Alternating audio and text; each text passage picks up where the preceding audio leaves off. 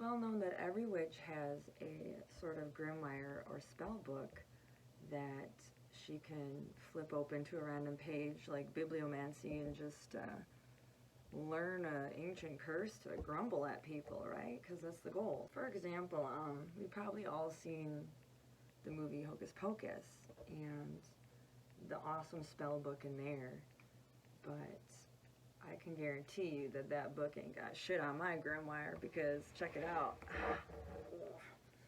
Check it out, dude. You're gonna be learning some obsolete terms from this baby. This is my baby. This is a child I never had, and it's a genius. So, yeah.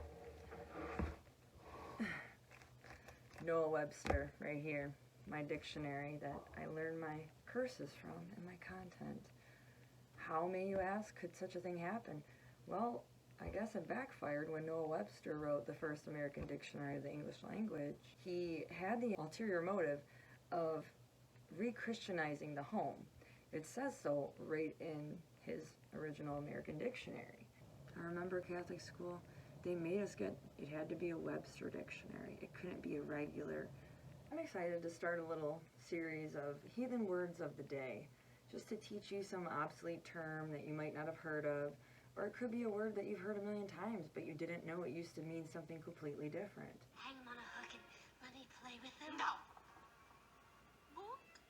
Darling, come to mommy. Yes. This is my book. All I need, since I am taking donations now as the Heathen Coalition, I've never asked for donations before because I find it tacky, but I do need someone to pull an Odin and just gouge their eye out so I can put it in my book.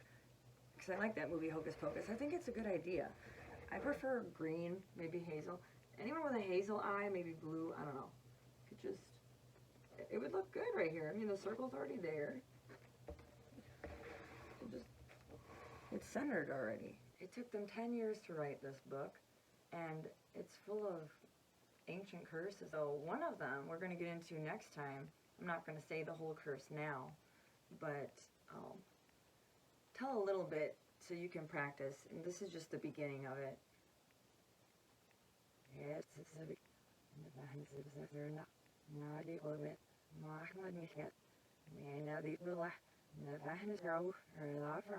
okay, that's just one part, and we'll get back to it next time, but I'll explain to you what it means. It is an actual medieval curse that I enjoy. So, here we go. I'm going to teach you a heathenish word of the day. Dazzle me, my darling. Let's see amnesia, bunions, children's cholera.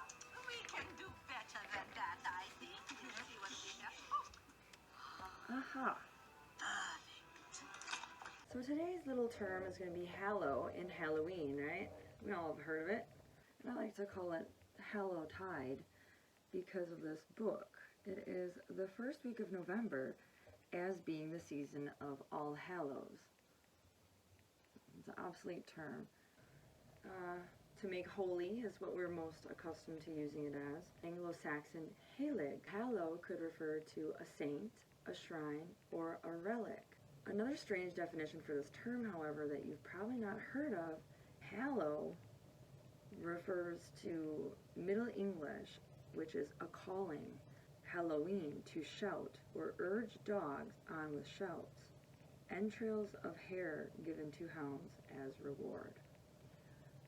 Interesting, right? So you're never going to look at Halloween the same when you realize Halloween, not only is it an awesome holiday, but it's also the eviscerated entrails of a hare given to the hounds as reward.